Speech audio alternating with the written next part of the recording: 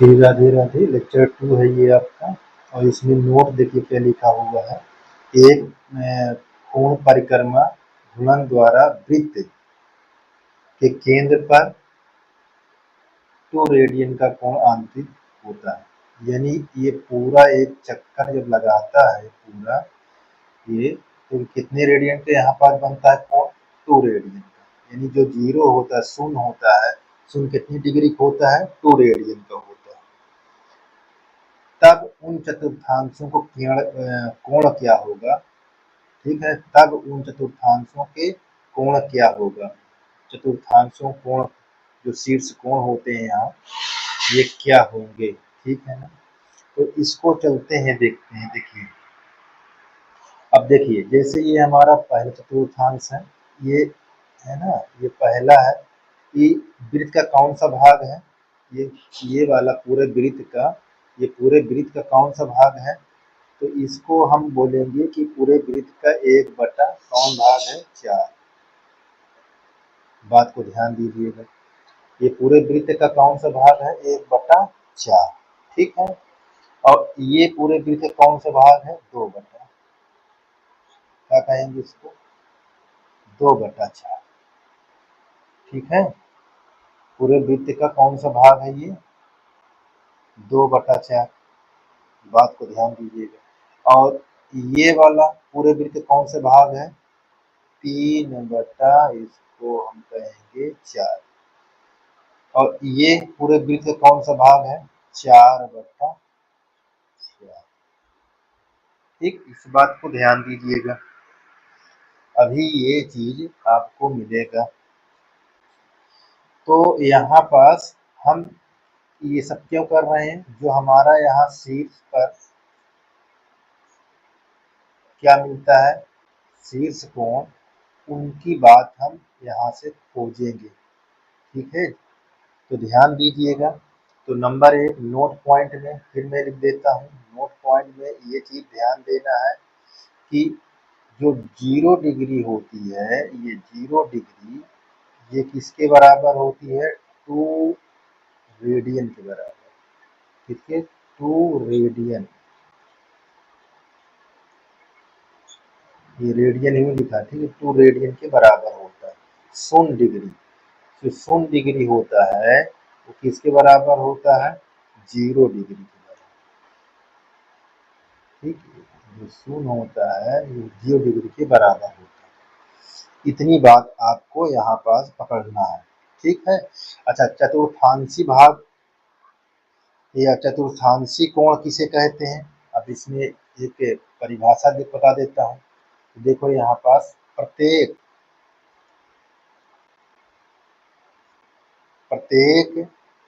जो प्रत्येक ये सब प्रत्येक में आता है ना, एक एक करके। ठीक है ना। प्रत्येक चतुर्थांशी भाग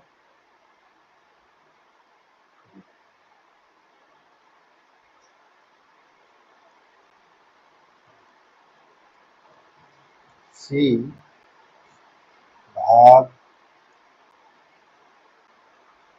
भाग में 2 पाई रेडियन 2 पाई रेडियन का गुणज, ठीक, गुणज से प्राप्त, ठीक, प्राप्त कोण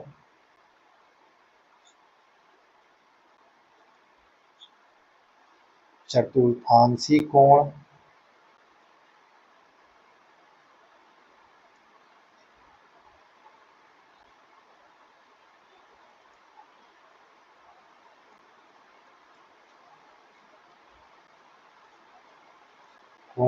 या वृत्ति या व्युत्पत्ति। ठीक है, व्युत्पत्ति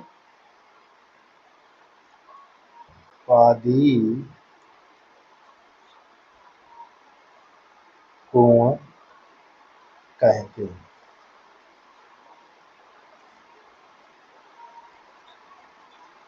ये चीज ध्यान दीजिए। कब कहा जाएगा? जब इसके प्रत्येक भाग में 2 पाई रेडियन से गुणा किया जाएगा। ठीक है, तो देखिए कैसे। अब हमारा जो पहला भाग था, यहाँ पहला भाग क्या था? देखिए हमारा पहला भाग ए ओ बी क्या है? ए ओ बी। ए ओ बी ध्यान से देखिएगा, ए ओ बी क्या है? ए ओ बी हमारा 1/4वां भाग है। अब इसमें हम 2 पाई से जब गुणा कर देंगे तो देखिए ये कट जाएगा, ये कट जाएगा, तो हमको क्या प्राप्त हो जाएगा? पाई/2। तो देखिए चतुर्थांशी का कोण क्या मिल गया? पाई/2 मिल गया। बात हमारी समझ में आई? चलिए, अच्छा अब हमको देखिए, ये हमको चतुर्थांशी कोण मिल गया। ठीक है, चतुर्थांशी कोण ये मिल गया। अब इस पर हमको दूसरे की बात आ रही, दूसरा मैं यहाँ पास लिख देता हूँ। दूसरा देखिए, दूसरा क्या है? ए ए ओ क्या है? ए ओ सी। ए ओ सी देखिए यहाँ ए ओ सी। ठीक है, ए ओ सी में हमारा क्या है? कोण ए ओ सी ये कितना है?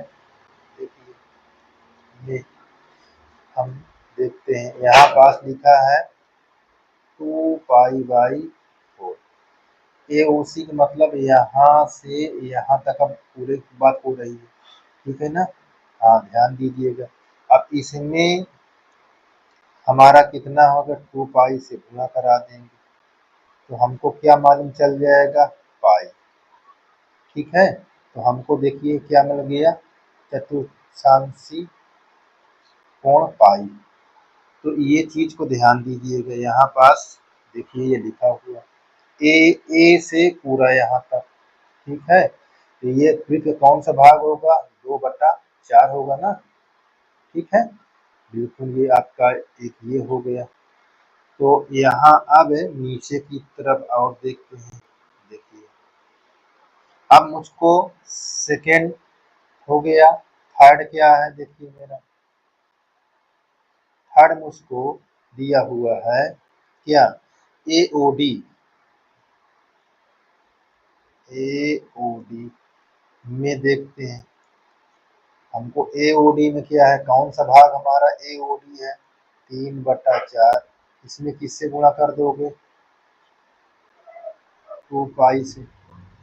तो ये कट जाएगा और ये कट जाएगा।